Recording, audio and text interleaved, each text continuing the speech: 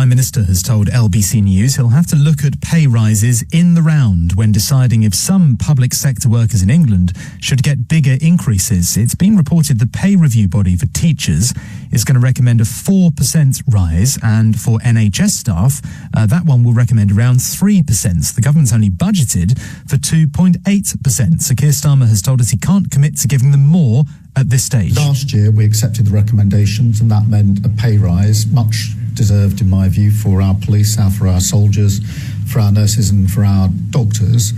And that has helped us, working with the NHS, to drive down waiting lists, 3 million extra appointments since we've been in government. But we're going to have to look at the recommendations in the round when we have them and respond accordingly. Let's bring in Ryan Shorthouse, who's the founder and chair of Bright Blue, an independent centre-right think tank.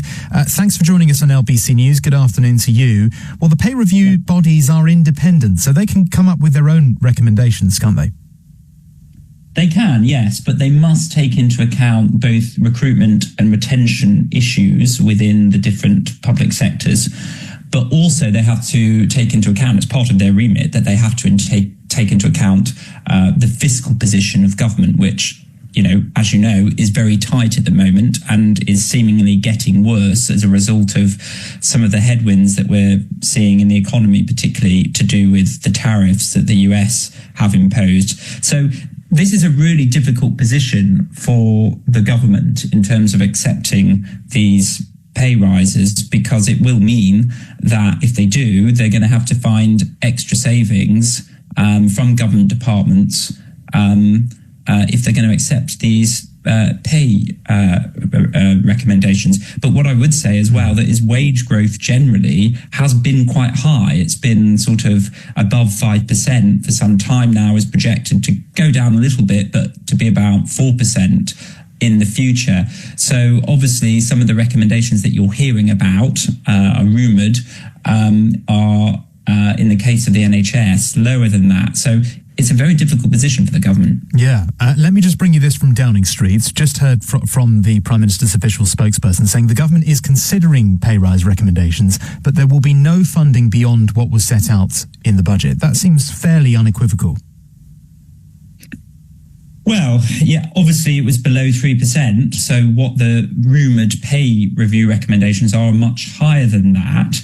But what I would say is the government really does need to think about recruitment and retention in the teacher workforce in particular.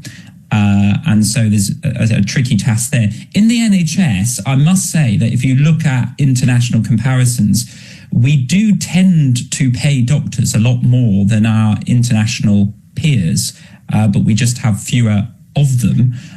So that's an interesting thing. And also productivity hasn't really increased in the NHS. We poured more money into it, but there hasn't been more output. There hasn't been more operations since 2019. So if the government missed a trick last autumn when they accepted the pay review recommendations. Junior doctors, in fact, got a 22% pay rise, but they didn't ask for anything in return. And the government this time, if they do accept the pay review recommendations, even if they don't actually, and a bit lower, they must ask more from public sector workers. That means looking at things like working hours, expecting more flexibility around that, performance-related pay, the adoption of AI, training junior staff, all of these things, what you might call modernisation, have to be taken, but have to be demanded by the government in return for the higher pay that the public sector staff are going to get. I hear what you say, but surely what the government has to balance here is that they have to offer some optimism and they have to offer some sort of measurement to say that, look, you are feeling things are getting better. There's going to be more money in your pocket because your pay is increasing. And they've got to balance that alongside whether it's actually affordable.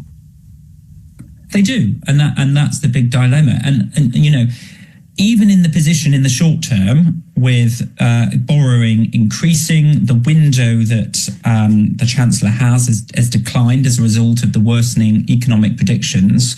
Even in the short term, we have to make some cuts. But even in the long term, we need to make cuts because our society is aging. The costs of that are going up and up. The government has to make bold decisions, and they have to make it now.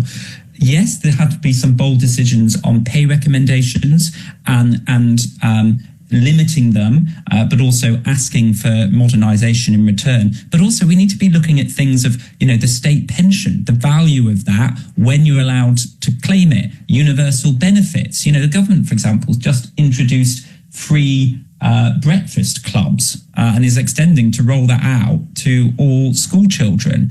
Can we really afford these sorts of things? Do all school children really need free breakfast? They're the sorts of things that we have to ask ourselves as a country, and the government has to make bold decisions on. Okay, thank you very much for your time. Appreciated. Ryan Shorthouse is the founder and chair of the independent centre-right think tank Bright Blue.